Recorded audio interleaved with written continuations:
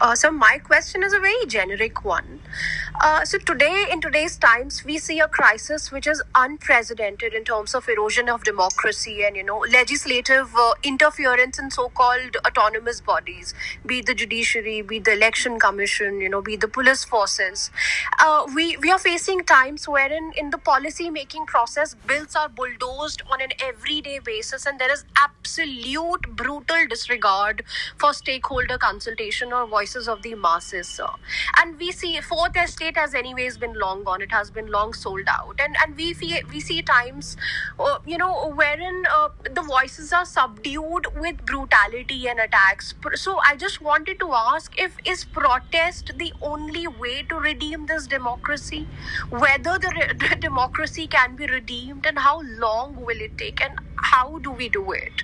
Because it really feels helpless, as of today, the way things have been moving forward. I join you in helplessness.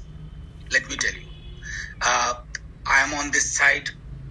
I can say 100 things just to give a morale boost, and then we shall overcome.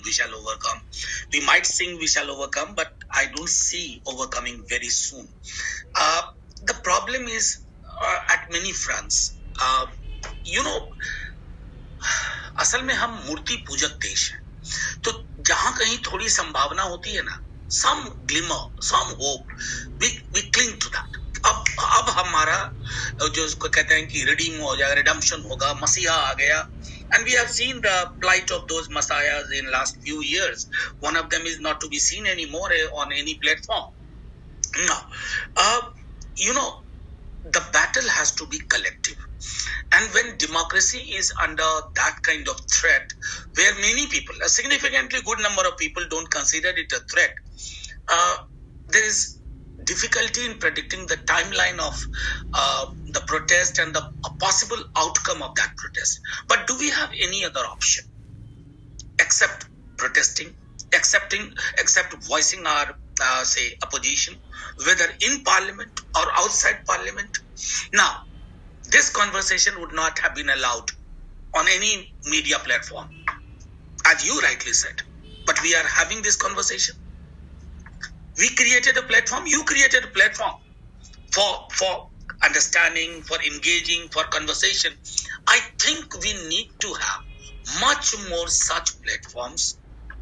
And again, I can see, I won't say that the wind has completely changed its direction, but there is a slow change in the direction of the wind. It's very, very slow, but there is. And that, I think, for instance, one day you hear Chief Justice saying something. Other day, there is a contradiction on what he said. As I said in one of my recent engagement in Parliament, there was a judge called Justice Krishna Iyer, who wrote a piece called Judging the Judge. And now we have a former Chief Justice of India, my colleague, in the upper house of Parliament. He writes Justice for the Judge. And I said, between these two titles is the history of who we have become, is the journey what we have made.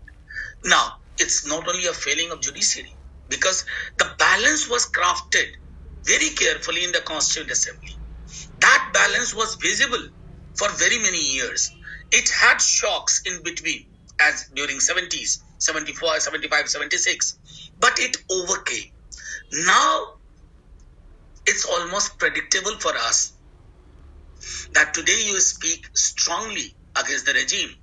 You will have knock, either from IT or ED or CBI. This is not a tactic employed by this regime in this country only. This is a tactic which many authoritarian states follow. That's why, as a Tamil Quran, she wrote How to Lose a Country. We are in the same, following the same pattern. But protest here, protest there, one setback to the government at this front, that gives the possibility that, look, they are not as invincible as they become, as they portray themselves, and there lies the possibility of creating a small avenue and going ahead. But then, yes, there is no guarantee 2024 You might form the government. I'm telling you. The opposition might form the government in 2024. 270 seats or 275 seats. But you have to fight this regime, the cult, in the realm of ideas also. There we are not as successful as we are in some of the states where they have been defeated. Why? Because many of our political comrades, they believe this has become a national language. Hate has become a national language. So when there is brutality on Muslims, let's keep quiet. Nation has changed. देश बदल गया है. कश्मीर, अरे क्या भाई, क्या लेना है? लोग चाहते हैं कि 370 हटे. अब जब लोग ऐसा चाहते हैं तो अब क्या चाहते हो?